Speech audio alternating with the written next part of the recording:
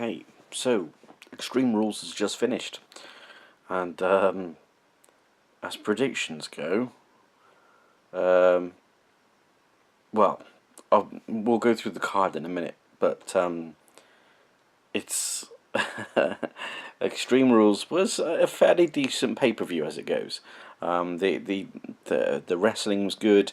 There were a couple of matches that were a bit, but we'll go through them all, and we'll just give you a brief overview, and have what was really quite a good ending, really, for progressing storylines, because let's face it, I've got mixed reviews of the ending of the pay-per-view, which I'll give you reasons why. So let's see. We started off with the pre-show, and Big Cass coming out to confront the Dudley Boys. I liked it. Again, showing Big Cass has got more mic skills. I like Big Cass, but he is missing. And when the music came on for Big Cass's entrance, everyone wanted Enzo to be there, but I can see that going forward. When I saw Big Cass come out for the Dudley Boys at the beginning, it kind of changed my mind about the prediction later on in the card. But I'm gonna say I got it wrong. But we'll get to that. So, Baron Corbin and Dolph Ziggler. As I predicted, I got it right. Baron Corbin went over Dolph Ziggler. I gotta say, end of days. I love his finishing maneuver. I think it's probably of the new era. I think it's probably one of the better finishing maneuvers. And I actually think that he's got promise. I think if they build him up a little bit more, he could probably look to one of the title belts potentially. Maybe IC title belt, and even consider him worthy of maybe a Money in the Bank match, maybe. So the first match on the card was the Usos versus the Club. I predicted the Club would win to counteract what's going to happen later on in the pay-per-view.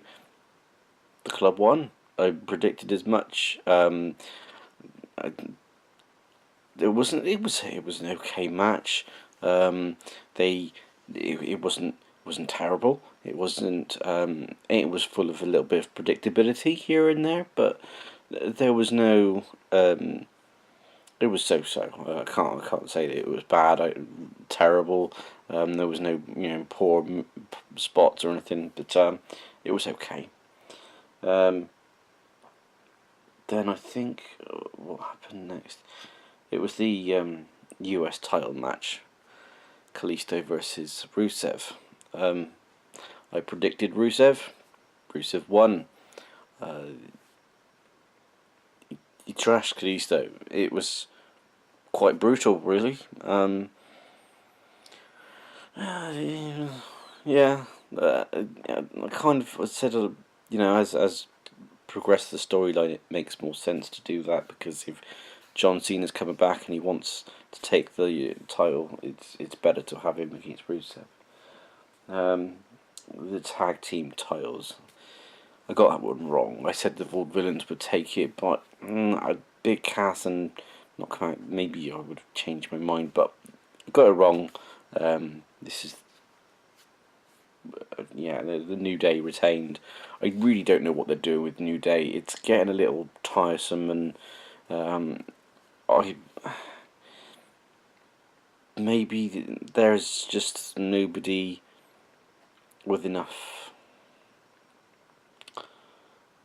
Well, maybe there's just nobody there to really maintain a run with the titles at the moment. Maybe they still want to carry on with the whole New Day sort of spots on the New Day promos for a little while longer. The Intercontinental Fatal 4-Way. What a match! What a match! It was brilliant. I mean, there were so many spots that were just superb. I really felt like there would have been an upset somewhere along the lines, and I kind of felt that they really pulled together some amazing sequences of moves. It was brilliant. I mean, best match of the night by far. I predicted The Miz would win and retain. He retained. The way the match ended has also kind of meant that Cesaro. Will say that Cesaro did have Miz tapping at one point during the match, so that kind of ties into having further feuds.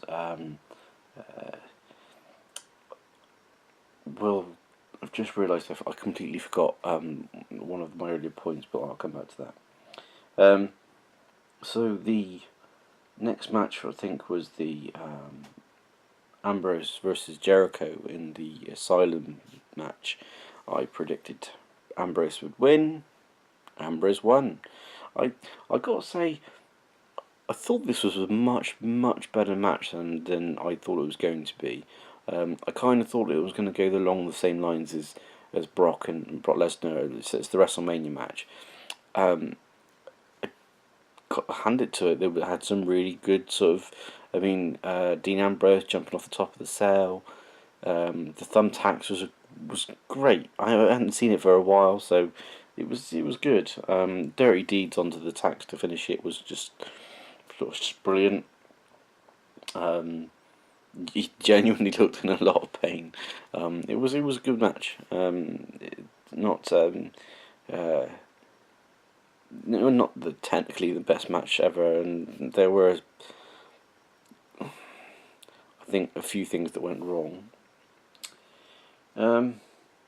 My sitting on the fence match is next, the women's title match.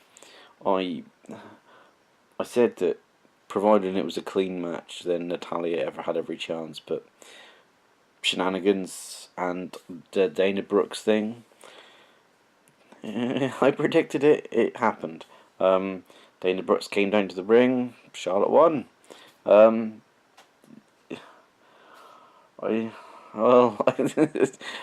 don't want to say that WWE are being predictable, but it kind of. It didn't write itself. I just feel as though, as I said in the predictions video, Charlotte is really kind of the only woman with real proper heat as a heel, and I think that she'll continue on and probably work along with Dana for a little while until Flair starts favouring Dana, and that'll probably be for another time. And Roman Reigns versus AJ Styles. I predicted Reigns would win it. I was right. The most deflating part about this match is that nothing happened. Yes, I predicted the Usos would get involved, and also Gallows and Anderson got involved. But nobody turned on anyone. No Finn Balor, as I predicted. But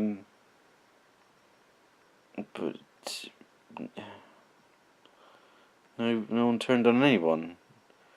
It was kind of, you've just done the same match as you did 3 weeks ago. So, yeah. Not real progressed anything, to be honest. The surprise there, or the one that made me actually feel quite good about it all, was a run-in from Seth Rollins at the end, who pedigreed Roman Reigns. Now,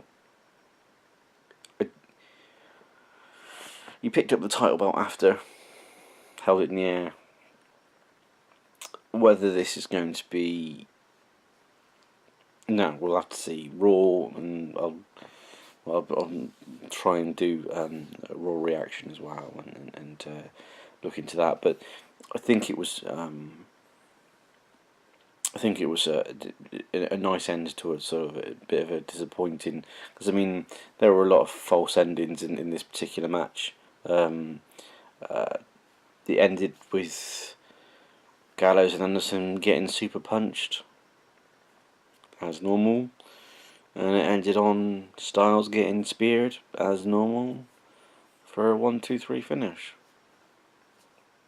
I can't get excited about a match that was kind of exactly the same that happened 3 weeks ago. Points I wanted to cover off. Oh yeah, what I will say is that I'm going to go back to the first match. I didn't actually understand why it was a no disqualification match. It's something I had to get off my chest, because the only no DQ part of that match was when Baron Corbin did a low blow. I really didn't get the whole reason for the stipulation.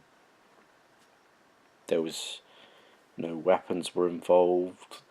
There was no no excessive use of any illegal holds. There was... Don't get the no DQ part. Sorry. Yeah. So that was good. I mean, as a whole, as a pay-per-view, I'm gonna give them ratings, because I think it's fair that I do sort of like a rating system. It's just so that we can make a comparison from one to the next. I'm not going to make it too complicated. I'm going to make it out of 10, and I think for me, for storyline purposes and for a little bit of predictability, I'm actually going to take a couple of points off. But for that IC title match was just superb. So each pay-per-view starts off on a 5, and then I give it points and take away points, and depending on how bad or good it is. But I got to give some points for that IC title match, and the Ambrose Jericho match was pretty good too. I got to kind of deduct points for the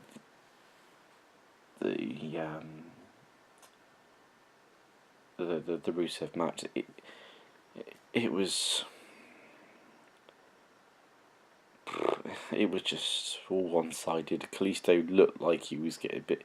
It was never any really question, and the tag team match wasn't all that great. It was okay. It wasn't the greatest tag team match I've ever watched. And the Usos and club match was a bit but I'm going to give it a 6 out of 10.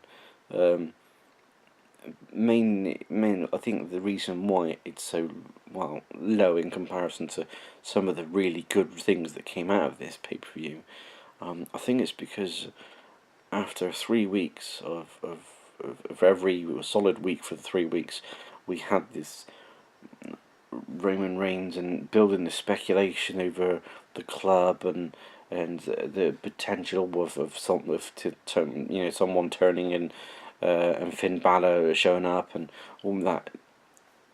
Nothing's happened, and I think a large part of it is down to our own wanting to make this this particular thing a storyline. I'm trying my best not to sound too much of a rambler, but it is 4 o'clock in the morning, so excuse me. we want these things to happen. So when they don't happen, we get disappointed. And although we think that predictably that's probably the best outcome that we would like, it's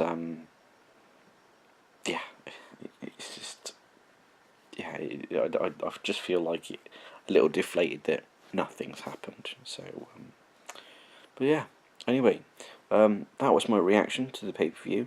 Don't forget to leave your comments. I will say that for my first pay-per-view predictions, 7 out of 8 correct. That's not too bad, I suppose. I think I'd like to have said it was 8 out of 8, but I can't really call it 8 out of 8. That's not really fair. But 7 out of 8 was not too bad at all.